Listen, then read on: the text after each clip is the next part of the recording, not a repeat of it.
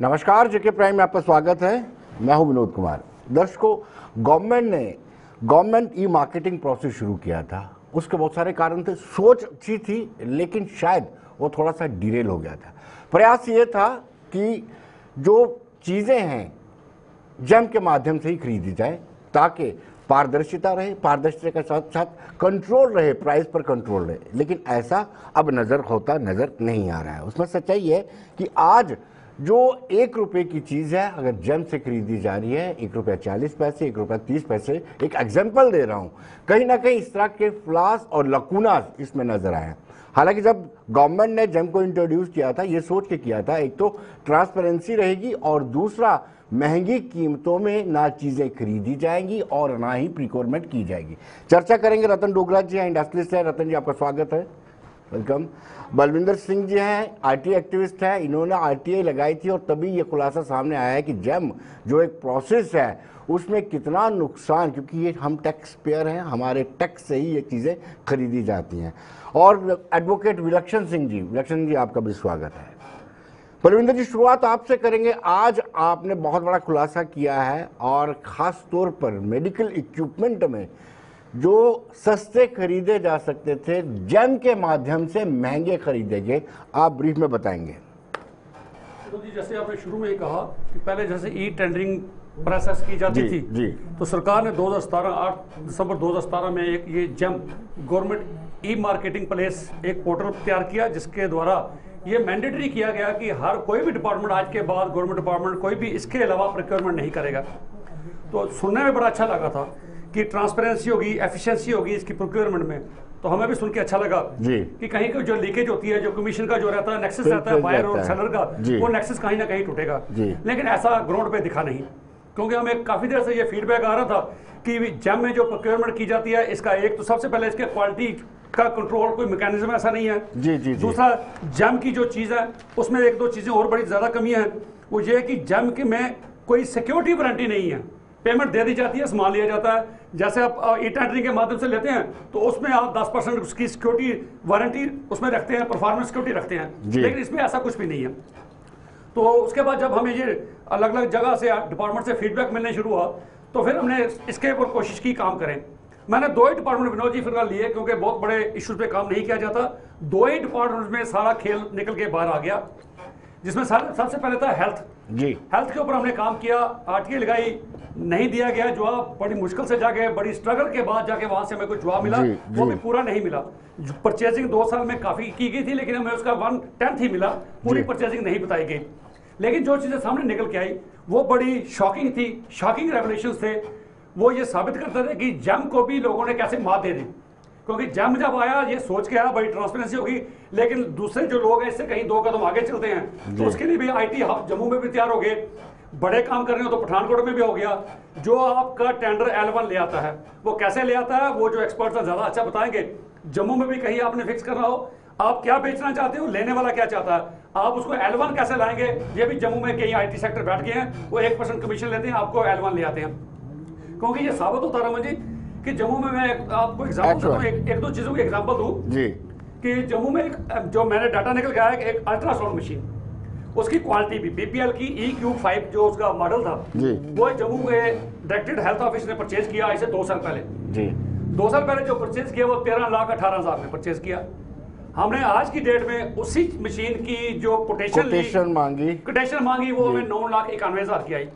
और उन्होंने बहुत बड़ा एक स्कैंडल और सामने निकल के आया कि इन्होंने जो मशीन 13,18,000 में ली उसमें 5 साल की वारंटी ली, जबकि वारंटी के एक्स्ट्रा चार्जेस लगते हैं। जो वारंटी 1 साल की इनबिल्ट वारंटी होती है, उसके बाद जितना आप एडिशनल वारंटी लेते हो उसका 2%, 4% या 5% पर एनम के हिसाब से उसका एडिशन देना पड़ता है कास्ट में। तो इन्होंने 5 साल की गारंटी ली, वारंटी ली। मनोज जी, एक सेंट्रल गवर्नमेंट की एक पॉलिसी है, प्रोग्राम है, national programme for biomedical equipment maintenance and management. इसके तहत पूरे कॉन्ट्रैक्ट हुआ है। इन्होंने हेल्थ फोरम से किया, इसी तरह एक मेडिकल एजुकेशन का अलग से कॉन्ट्रैक्ट हुआ। जब ये कॉन्ट्रैक्ट हमारे पास था तो 5 साल की वारंटी लेने का मकसद सवाल ये पैदा होता था, उससे मशीन की कॉस्ट भी बढ़ गई। कहीं बलविंदर सिंह ऐसा तो नहीं है criticism for the sake of criticism, इससे चीजें भी तो थोड़ी आसान हुई है। टेंडरिंग में बड़ा लंबा प्रोसेस हो जाता था, एक तो एक क्लिक में, एक शॉट में आपको मिल जाती चीजें। देखिए sir, opposition for the sake of opposition ना तो मैंने कभी किया। वो पार्टिशन का काम होता है कि जिन्होंने वोट बैंक के लिए या अपने सत्ता में आने के लिए चीजें करते हैं। मैं एक्टिविस्ट होने के नाते पिछले 13 साल से लगा हूं, जो भी चीजें करता हूं और कभी अगर गलत करता हूं तो मैं उसके लिए भुगतने के लिए तैयार हूं। अगर कभी कोई मुझे कई बार मेरे को डिफेमेशन करता है मैं उसके लिए तैयार हूं। जो भी मैं करता हूं डॉक्यूमेंट्री एविडेंसेस के बेस पे करता हूं, फैक्ट्स एंड फिगर पे करता हूं, स्टडी करके करता हूं। ये 6 महीने से मैं स्टडी कर रहा हूं। रमन जी, जो चीज अगर आप कहते हो, जो एक माइक्रोस्कोप इन्होंने ली 58,000 में, उसी कंपनी से मेरे पास कोटेशन पड़ी है, उसी कंपनी की कोटेशन मेरे पास पड़ी है जो मुझे 37,000 में दे रही है। इन्होंने 8 परचेज की जिसमें 1,63,872 रुपए का कपड़ा है। जो इन्होंने अल्ट्रासाउंड मशीन ली इसमें 18 लाख का कपड़ा है, जो सामने दिखता है सामने। और एक बड़ी छोटी सी चीज है जो शायद आज बच्चा भी, मैं 5-6 साल का बच्चा भी शुरू करता है उसका इस्तेमाल करना, pen drive. Pen drive market में अगर आपने आज लेनी हो 16 GB की पेन ड्राइव 250 से लेकर 300 तक मिल जाती है आसान से। आपने 32 GB की लेनी हो तो 350 में मिल जाती है। रमन जी, अगर ये और अपना विनोद जी, ये अगर जम वही आइटम जो 340 की अगर 1050 में खरीदे तो फिर इसका क्या वर्थ है, इसकी क्या रेलेवेंस है? ये चीजें निकल के सामने आई है। मैं अपोजिशन नहीं कर रहा हूँ। मैं 210% हायर रेट पे परचेज की गई है, 32 GB की 110% पे। और एक और बड़ी आइटम, बड़ी कंज्यूमेबल आइटम है, हर डिपार्टमेंट में लगती है, प्रिंटर कार्ट्रिजेस लगती है। आपके यहाँ भी बड़े ऑफिस में भी तो वो एक उसमें होती है, एक जो कंपनी की आती है ब्रांडेड, उसमें हम कोई चैलेंज नहीं करते किसी के रेट को। लेकिन जो अनब्रांडेड कंपैटिबल कार्ट्रिज आती है उसका रेट देखिए, आप सुन के हैरान हो जाएंगे। मार्केट में मेरे पास 3 कंपनियों की कोटेशन पड़ी है, मेरे पास 3-4 कंपनियों की कोटेशन पड़ी है। 1850 की मार्केट में हो कंपैटिबल कार्ट्रिज, रिको की 3050 1850 की है। कंपनी में सप्लाई की गई है 9200, मतलब 9000 की सप्लाई में दी गई। अच्छा, एक बड़ी हैरानगी की बात बताऊं, जो दुकानदार ने इन्होंने माल दिया, इनको सप्लाई किया, उस दुकानदार की कोटेशन भी मैंने ली, वो भी मेरे पास पड़ी है। उसने मुझे कोटेशन दी है 650 रुपए की, वहां पर सप्लाई करता है 4800 की। मुझे कोटेशन दी है 550 की, वहां सप्लाई करता है 4300 की। तो ये जंग की एक बहुत बड़ी चीज है। मैं डोगरा साहब से जानना चाहूंगा। डोगरा साहब बड़े पुराने इंडस्ट्रियलिस्ट है और बड़ा काम किया है इंडस्ट्री पे। जम से इंडस्ट्री को क्या फर्क पड़ा है? क्योंकि हम सब जानते हैं कि एंड में एक शोर पे जम्मू कश्मीर पड़ता है, ना तो यहाँ पे मार्केट है और ना ही रॉ मटेरियल। सर, जैसा आपने खुद ही कह दिया कि इंडस्ट्री वही चलती है, यहाँ कम से कम 2 चीजें हों, या तो रॉ मटेरियल हो, मार्केट हो। जी, हमारी स्टेट में ना रॉ मटेरियल ना मार्केट है, नंबर 1। नंबर 2, हमारी स्टेट जो है we are at the back end of the country. Right. जो कुछ हमने लाना है, मटेरियल लाना है, वो बाहर से लाना है। लोग यहाँ मैन्युफैक्चरिंग करके प्रोसेस करके हमें बाहर जाकर कंप्लीट करना है। ये तो आप समझ सकते हो जी। इट इज पॉसिबल कि बाहर से मार्केट से बाहर लाके रॉ मटेरियल फिनिश करके बना करके फिर बाहर मार्केट में बेचना क्वाइट पॉसिबल। जैसे भी यूनिट है, आप जब नीयरेस्ट मार्केट ले लीजिए, यहाँ पर राउंड दिल्ली जी, उसमें यूपी का पोर्शन आ गया, राजस्थान का आ गया, पंजाब का आ गया, हरियाणा का आ गया। अब जिनकी वहाँ स्टैब्लिश लगी है, यूनिट लगे हैं, वो हमें कहाँ कम्पीट करने देंगे जी। इसीलिए गवर्नमेंट, हमारी प्रीवियस गवर्नमेंट जितनी भी थी सर, यहाँ पहली जो इंडस्ट्री आई थी, इंडस्ट्री से बना सर 1960 में बना था लुधियाना में जी। और उस वक्त शेख बख्शी गुलाम मोहम्मद साहब प्राइम मिनिस्टर हुआ करते थे। उसके बाद ये चलते चलते 70 में ये इंडस्ट्री का काफ़ी बूम आना शुरू हो गया जी। तो उससे क्या हुआ, गवर्नमेंट ने देखा कि इनको वाइबिलिटी करनी है, कम से कम मार्केटिंग एड देने के लिए उन्होंने हमें कुछ ना कुछ इंसेंटिव देते थे। तो कैश इंसेंटिव नहीं थे, लेकिन उसमें प्राइस प्रेफरेंस तो लोकल के दिए। उन्होंने क्या, उनमें GST CST, पहले CST GST होता था, उसमें हमें बेनिफिट, हम जैसे अब इंटरस्टेट सेल करते थे वहाँ CST लगता था, तो हमें वो 10% लगता था और सी फार्म पे 4% लगता था।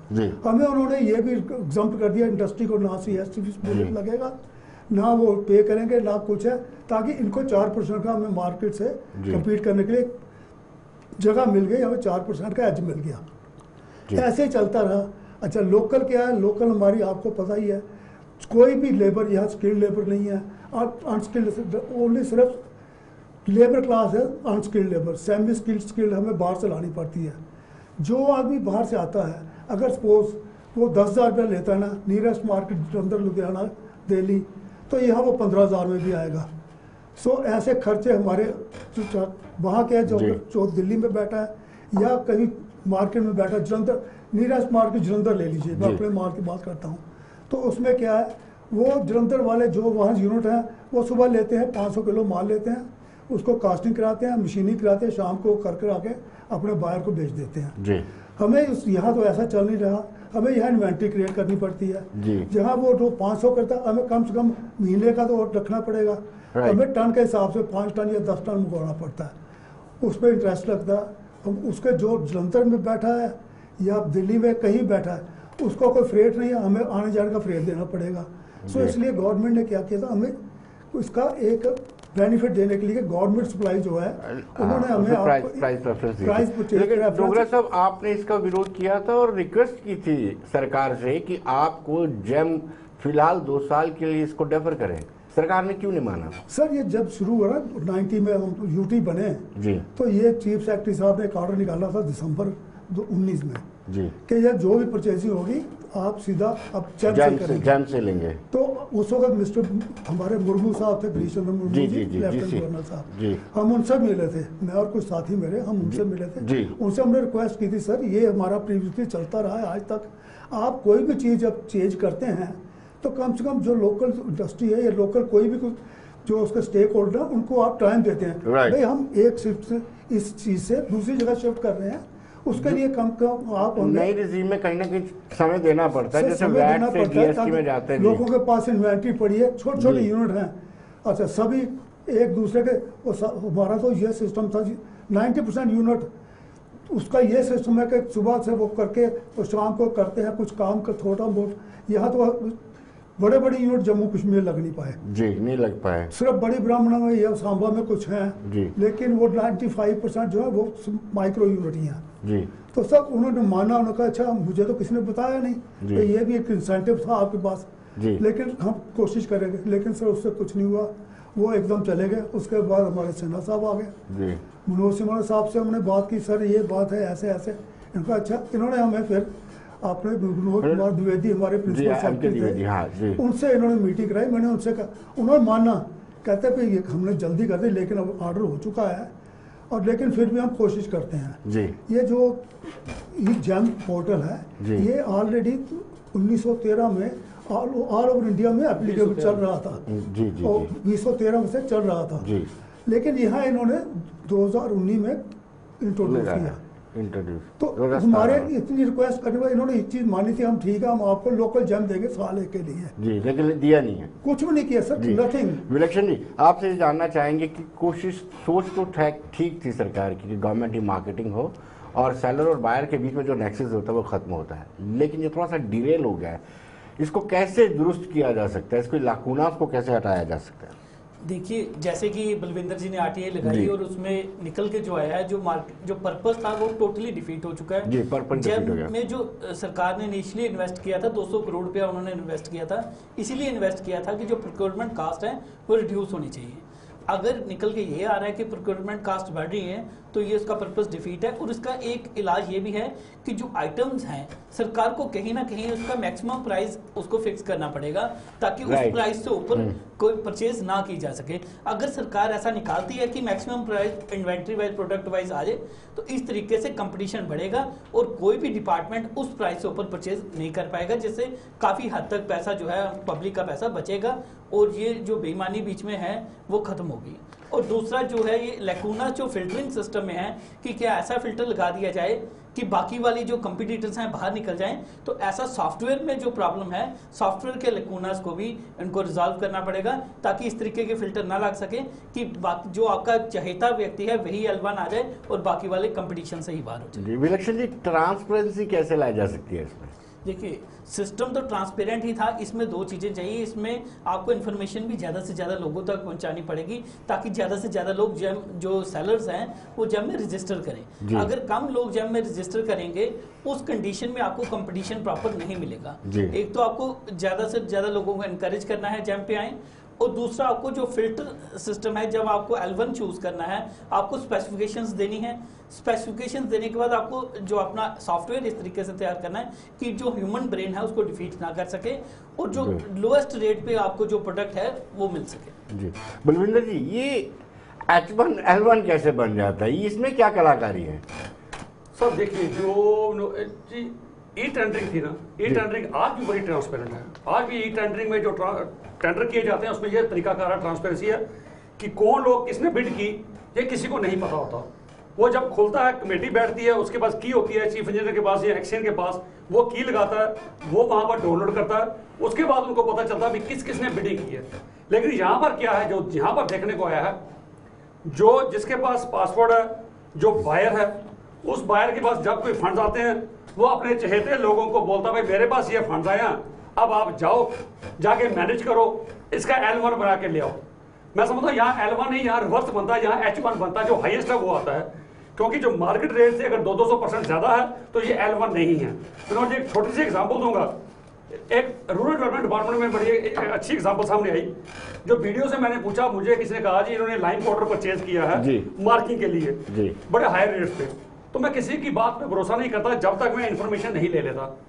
जो इन्फॉर्मेशन, दो इन्फॉर्मेशन सिर्फ आपसे शेयर करूंगा और दर्शकों से भी। अखनूर में वीडियो है, उस वीडियो का एक शख्स जाता है, वहां एक दुकानदार है, उस दुकानदार में शर्मा हार्डवेयर स्टोर है, वहां से 248 बैग चूना परचेज करते हैं, लाइन पाउडर, सिंपली चूना जिसे कहते हैं मार्किंग के लिए, वो 12 रुपया किलो परचेज करता है। मैं ऐसे दुकानदार को फोन करता हूं, भाई मुझे ये चूना चाहिए, क्या रोड दोगे? वो मुझे कहता है मैं आपको 8 रुपए किलो दूंगा। मैं 50% का इसने हायर रेट साइड पे परचेज किया और मुझे कोटेशन भी मिली जी। ये जम के बिना लिया। एक वीडियो साहब उन्होंने जम पे लिया, ये 12 रुपए में लिया और जम पे कम आना चाहिए था, 10 रुपए 11 रुपए, वहां पर 16 रुपए में परचेज किया। और उन्होंने कितना परचेज किया?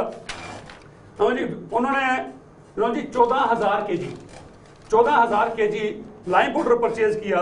वो भी फ्लाई मडाल का जो एक इंस्पेक्टर पंचायत है वो जाके सांबा से परचेज करता है जम ने उसको सांबा कैसे ले गया और हाईएस्ट के पास कैसे ले गया? इंस्टेड ऑफ उसको तभी में बनता चूना वहां लेके आता, लोएस्ट के पास लेके आता, वहां नहीं ले गया, जम हायर साइड कैसे लेके जाता है? ये एक सोचने की बात है, उस पर इन्वेस्टिगेशन करें। उसके बाद लेके गया, उसने रेट दिया उसको 15 रुपए नहीं पैसे। मैंने इस शख्स का इसके नंबर था, मैंने फोन किया, उनकी रिकॉर्डिंग मेरे पास पड़ी है। मैंने कहा भाई साहब मुझे चूना चाहिए, लाइम चाहिए। कहता जी बिल्कुल ले लो। मैंने कहा किस रेट पे दोगे? कहने लगा जी 11 रुपए दे देंगे आपको। अच्छा। तो मैंने कहा यार ना ज्यादा यार। कहता आपको कमीशन भी देनी है हमने। मैंने कहा मैं डिपार्टमेंट का आदमी नहीं हूँ, मैं प्राइवेट हूँ, मुझे अपने यूज के लिए चाहिए। कहता जी सीधा सीधा 9 रुपए 35 पैसे जी। विनोद जी 9 रुपए 35 पैसे के हिसाब से 14,000 किलो चूना बनता है जी। ये 14,000 किलो चूना जो बनता है 1,30,000 का। इन्होंने 1,30,000 का चूना परचेज किया 2,23,000 में, 2,23,000 में। अच्छा, इसके बाद इन्होंने एक चीज और चार्ज की होगी, इन्होंने उसकी कैरेज वीडियो साहब ने अलग चार्ज की होगी। इसने मुझे रिकॉर्डिंग में यह भी कहा कि हम आपको 20 किलोमीटर तक पहुंचा के देंगे। तो मैं हैरान होता हूं, जो काम इसको करना चाहिए था सॉफ्टवेयर को, जो परचेज हम बिना जम के करते हैं वो 12 रुपए केजी करते हैं, जो जम के थ्रू करते हैं वो 16 रुपए केजी करते हैं। वहां 50% प्रॉफिट रखा गया, यहाँ पर 70% प्रॉफिट रखा गया। तो ये छोटी छोटी चीजें हैं। अगर इनमें 2 लाख में से 1 लाख रुपए चूना लग गया सरकार को, तो जो बड़ी बड़ी आइटम होगी आप उसमें अंदाजा लगा सकते हैं। तो ये कैसे हो सकता है? एक चीज मैं आपको ये पूछना चाहूंगा, हर डिपार्टमेंट ने, विनोद जी, बड़ी देर की सरकार ने ये कहा गया, फाइनेंस डिपार्टमेंट ने और विजिलेंस ने भी, भाई हर डिपार्टमेंट के अंदर एक विजिलेंस अफसर होगा जी। मैं हैरान होता हूं कि वो विजिलेंस अफसर क्या करता है। मीडिया को या हमारे जैसे एक्टिविस्ट को ये चीजें निकाल के बाहर लानी पड़ती हैं। वो जो डिपार्टमेंट के खुद क्यों नहीं निकालते? इनके ऊपर बड़े सीनियर अफसर होते हैं, वो क्यों नहीं निकालते? इनके ऊपर चीफ अकाउंट्स अफसर होते हैं, वो क्यों नहीं निकालते? यहाँ तो वो सब एक किसी ना किसी सूत्र में बंध जाते हैं, उसके बाद वो जा नहीं सकते। ये चीजें जो मैंने कही हैं, कोई भी चीज इसमें मैं फुल स्टॉप कामा अपनी तरफ से मैंने कुछ भी नहीं लगाया। जो डॉक्यूमेंट एक बिल जो सामने पड़ा है और एक जो मेरे पास कोटेशन पड़ी है उस पब्लिक साहब, ये जो पोर्टल है ये डिफीट हो गया पूरी तरह से। लेकिन इंडस्ट्री का क्या, जम्मू कश्मीर के जो सन ऑफ द सॉइल्स हैं उनके प्रोडक्ट इस जैम के माध्यम से बिक रहे हैं? सर यहाँ जम्मू में जैम के माध्यम से कुछ नहीं बिक रहा। जम्मू की इंडस्ट्री, खास जम्मू की इंडस्ट्री की बात कर रहा हूँ, जो सन ऑफ द सॉइल आप कह रहे हैं, जो माइक्रो यूनिट है, उसमें मैं एक सजेशन देना चाहता हूँ। मैंने आगे भी एलजी साहब से रिक्वेस्ट की, हमने काफ़ी इनको रिप्रेजेंटेशन भी दी, चीफ सेक्रेटरी साहब को भी दी, एडवाइज़र साहब को, लेकिन यहाँ तो किसी ने कोई सुनवाई नहीं होती। मैं जैसे हरियाणा में, मैं आपको छोटी सी बात बता दूँ, मैं पीछे गया था हरियाणा में, तो मैंने बात हुई वहाँ, उन्होंने कहा उन्होंने प्रोक्योरमेंट एक विंग बना रखा है जी। टोटल जेएंड मतलब पूरी स्टेट का कोई भी डिपार्टमेंट हो, उसकी कोई भी रिक्वायरमेंट हो वो सब अपने उसमें परचेज डिपार्टमेंट में भेज देते हैं जी। वो वहाँ से उन्होंने रखा है, वो स्टोर प्रोक्योरिंग स्टोर वही है, चाहे वो पीडीडी का है, चाहे एग्रीकल्चर चाहे कोई वो आप कह सकते हैं आरडीडी का है या पावर का है या पीएचई का, किसी का भी जी। तो ऐसा एक सिस्टम बन जाए तो उसमें वो बहुत क्लियर रहता है। नंबर 1 जैसा सरदार साहब ने कहा है इज़ वेरी क्लियर और बहुत ठीक कहा इन्होंने कि जब ई टेंडरिंग था, ई टेंडरिंग में 3 चीज़ें तो बहुत अश्योर थी ना। एक तो क्वालिटी प्रोडक्ट्स, क्यों हर डिपार्टमेंट जो भी, चाहे वो मैकेनिकल डिपार्टमेंट है, चाहे पावर डिपार्टमेंट है, चाहे पीएचई है, चाहे इरिगेशन है, चाहे वो आप समझ लीजिए एग्रीकल्चर है, हर एक के प्रोक्योरमेंट डिपार्टमेंट बने हैं, हर एक स्टोर प्रोक्योरमेंट इन्होंने उन्होंने रखे हैं। जितना ये टेंडर करते थे वो ऑर्डर जाता था वहाँ, क्योंकि जो सारा स्क्रूटनी होकर पूरा टेंडर बन के जो L1 होता था, तो जो अगर लोकल है तो उसको डिस्ट्रीब्यूट हो गए, ये सारा चले जाता था सप्लायर के पास, मैन्युफैक्चरर के पास। इनके पास उससे पहले वहाँ कहते 2-3 चीज़ें जो कि जेम में नहीं है, वो बहुत कम, शायद मुझे लगता है कि 2% भी उसको फॉलो करते होंगे। उसमें सबसे बड़ी चीज़ है थर्ड पार्टी इंस्पेक्शन। जी राइट। ई टेंडरिंग में थर्ड पार्टी इंस्पेक्शन जो भी है, चाहे वो मैं खुद करवाता हूँ, CIL EIL engineer government of India he concern है जी, उसमें या राइट्स में है या ये जितने भी है, ये थर्ड पार्टी इंस्पेक्शन। उससे क्या होता है, एक गवर्नमेंट को पता चलता है ये क्वालिटी श्योर गुड्स दे रहे हैं, और फिर 18 महीने या 18 महीने from the date of supply और 12 महीने from the date of consumption, ये गारंटी देनी पड़ती थी हमें। उनके पास अर्नेस्ट मनी हमारी डिपॉजिट रहती थी जी, कि अगर कोई मैन्युफैक्चरिंग डिफेक्ट निकलता है तो आपको फ्री ऑफ कॉस्ट रिप्लेस करना पड़ेगा या इसको उसके पैसे वापस करने पड़ेंगे। विच इज जैम में इसमें कैसी कोई क्लास नहीं होती। जैम में सिर्फ यही है कि वो जैसे इन्होंने ठीक कहा है कि वो कुछ मिला है, कुछ ऐसे है, या शायद जो इसके बड़े नॉलेजेबल हैं जिसमें तो उनको ज़्यादा पता होगा कि कैसे ये मैनिपुलेट करते हैं या कैसे नहीं करते। यहाँ तो मैं तो इतनी एश्योर कर सकता हूँ, चाहे छोटा दुकानदार है या छोटी इंडस्ट्री है, वो तो जम के तो मेम्बर बनने के लिए उनको प्रॉब्लम पड़ जाती है जी। उसमें पैसा लगता है, सब कुछ लगता है, और जिसने वो साहब है जिस आदमी ने इतना काम नहीं करना उससे अधिक वो फीस दे देगा, what is the fun of that right. फिर जैम वाले जैम में भी अगर कोई ऑर्डर लेते हैं उसमें उनके वो चार्जेस करते हैं, वो फ्री ऑफ कॉस्ट नहीं कर रहे जी। और जैम का ये गवर्नमेंट ऑफ इंडिया का एक विंग है, मिनिस्ट्री ऑफ कंज्यूमर अफेयर के अंदर है जी जी जी। तो उसमें अगर आपको 5% देना पड़ता है उनको भी, जब आप एक टेंडर निकालते हो और डिपार्टमेंट निकालता है, आप L1 आते हो, जब आप उसको ऑर्डर उसमें अपना ऑर्डर लेते हो जी, डाउनलोड करते हो, उसमें आपको उससे पहले आपको पैसे देने पड़ेंगे, जैम को फीस देनी पड़ेगी उसकी जी। सो इसमें ये इतना कोई वो नहीं है, लेकिन ये सिर्फ बनाया हुआ है, ऐसी बनाते सिर्फ जी jam jam jam, where nothing is there जी। ये सिर्फ हर्डल्स हैं। विलक्षण जी, 2 इम्पोर्टेंट फैक्टर रहते हैं इसमें, क्वालिटी और रेट। रेट ज़्यादा ना हो और प्रोडक्ट की क्वालिटी हो, इसमें क्या बदलाव किया जाना चाहिए, आपको क्या लगता है? कि देखिए, जहाँ तक सवाल है रेट का और क्वालिटी, रेट और क्वालिटी दोनों की बात करेंगे। क्वालिटी जो है मिनिमम प्रिस्क्राइब्ड होनी चाहिए और रेट जो है मैक्सिमम प्रिस्क्राइब्ड होना चाहिए। जब तक ये 2 चीज़ें आप प्रिस्क्राइब नहीं करेंगे कि जो भी रजिस्टर हुआ है एज ए सेलर, उसका जो प्रोडक्ट है मिनिमम क्वालिटी को जो है वो मीट करता है, मिनिमम स्टैंडर्ड्स को मीट करता है, उसको ऑनलाइन उससे पहले उसके प्रोडक्ट की इंस्पेक्शन होनी चाहिए ताकि मिनिमम क्वालिटी एश्योर हो सके। और जो प्रोडक्ट वाइज जो प्राइस है, जब तक मैक्सिमम आप लिमिट नहीं दे देंगे, फिर जैसे बलविंदर जी ने निकाला घोटाले, ऐसे घोटाले होते रहेंगे कि आप 1 रुपए की चीज़ को 1.5 रुपए में खरीदेंगे या 3 रुपए में खरीदेंगे।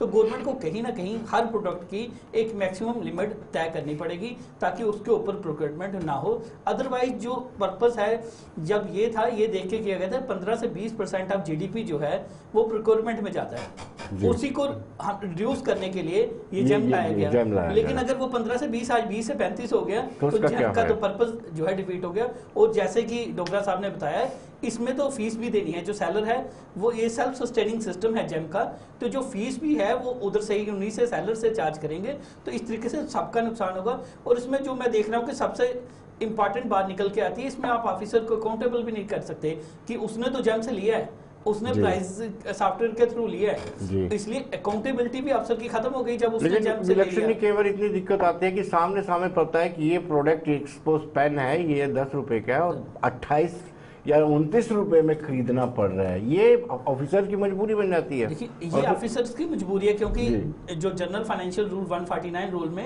ये क्लियर है कि जो प्रोक्योरमेंट करनी है सेंट्रल गवर्नमेंट को, क्योंकि हम यूटी में हैं, तो जो प्रोक्योरमेंट है वो मैंडेटरी है। जो जेम पे प्रोडक्ट अवेलेबल है वो आप जेम के अलावा कहीं से नहीं खरीद सकते।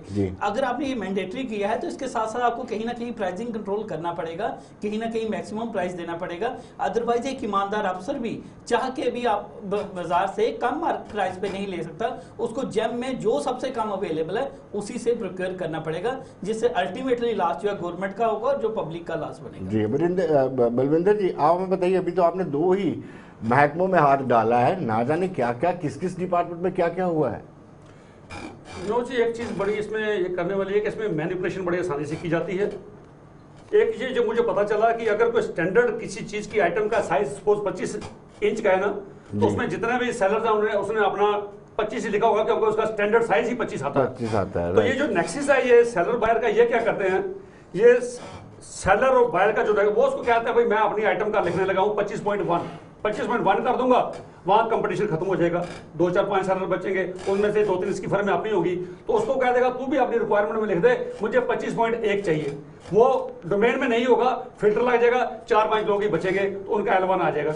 दूसरा, इसमें अगर ट्रांसपेरेंसी लेना चाहते हैं तो सबसे बड़ी चीज इसमें यह करनी पड़ेगी, आप अपनी स्पेसिफिकेशन उसके ऊपर कोई कंट्रोल होना चाहिए। भाई जो स्पेसिफिकेशन ने लगाई है, इसकी ये कोई स्टैंडर्ड स्पेसिफिकेशन है या अपनी मर्जी से क्रिएट की है, तो वो स्पेसिफिकेशन, और जब वो अपनी वहां डिमांड रखे तो वो सेलर का उसको पता नहीं आना चाहिए। जब जो सेलर है वो वहां अपना रेट कोड कर दे, उसका आपस में कनेक्शन नहीं होना चाहिए जब तक वो टेंडर खोले ना, जब तक वो L1 कोई कमेटी बैठ के ना खोले। वो अपनी मर्जी से फोन करके उसको कर दे या उसको अपना पासवर्ड दे दे, जब तू बैठ के L1 बना के लिया, जब तक ये चीजें रुकेगी नहीं। बस सेलर और बायर का नेक्सस तोड़ने के लिए उसकी आइडेंटिटी उसके सामने नहीं आनी चाहिए। जब तक ये होता रहेगा, होटलों में बैठ के डील होती रहेगी, तो जेम की सारी प्रोक्योरमेंट होटलों में बैठ के होगी या किसी आईटी सेक्टर में बैठ के होगी, ऑफिस में बैठ के ट्रांसपेरेंट तरीके से नहीं हो सकती। ये जो चीजें सामने आई हैं बड़ी शॉकिंग है कि बाजार में चीज सस्ती मिलती है, और जैसे आपने भी कहा कई अफसर हमें कहते हैं हम अगर कोई टीवी या एसी लेना चाहते हैं, जेम पे जाते हैं तो बाजार से 3,000 महंगा मिलता है, लेकिन हम आंखें बंद करके ले लेते हैं, ले लो भाई हमें क्या करना है, हमने जेम से परचेज किया। इसकी भी अकाउंटेबिलिटी होनी चाहिए। वेबसाइट पे लिखा है भाई ये फ्री नहीं है, टैक्स पेयर का पैसा है, जुडिशियस यूज होना चाहिए। उसीलिए हम कहते हैं ये हमारा पैसा, पब्लिक का हमारा हिसाब, इसलिए हम हिसाब मांगते हैं। ये चीजें गलत है, जुडिशियस यूज हमारा पैसा, जो इसमें लिकुनस है, जो शॉर्ट कमीशन। देखिए ना, एक मैं आपको कहूँ, ये दुकानदार एक ये कैसे मुमकिन है कि पिछले 4 सालों से मैं जेम को भी क्या पता भाई इन 5 दुकानदारों को ही L1 लेना है, L1 भी H1 ले रहा है। कुछ दुकानदार ये हेल्थ में रखे हैं, आदिया enterprises, DR sales, AK enterprises, health care, मीर, कॉपियर, ये 7 ही टेंडर क्यों हैं? आखिरी सवाल डोगरा साहब से लूंगा मैं। आपने लोकल जेम की डिमांड की थी, अगर लोकल जेम हो जाता है तो क्या इंडस्ट्री को कोई बेनिफिट होगा? सर उसमें उन्होंने जो हमसे वादा किया था, उन्होंने यही कहा था कि हम जो भी है लोकल जेम होगा, और उसमें जो इंडस्ट्री में रजिस्टर्ड हैं जी, जिनके पास रजिस्ट्रेशन है इंडस्ट्री के, वो वही पार्टिसिपेट कर पाएंगे। ये तो अदरवाइज तो क्या होता, बाहर से इंडस्ट्री वाले आते, यहाँ लोकल एक दुकानदार खड़ा करते, तो उस पर टेंडर डालता। सर नंबर 1, नंबर 2 मुझे हाइट ऑफ ये है कि सबसे बड़ी चीज आज भी अगर गवर्नमेंट ऑर्डर किया जेम से ही लेना है, आज भी आप अगर इंक्वायरी करें, कुछ पता, जैसे सरदार साहब को तो पता ही है, रविंदर जी को, ये अगर पता करें तो आज ये देखें कितने डिपार्टमेंट जेम से ले रहे हैं, कितने ई टेंडर कर रहे हैं जी।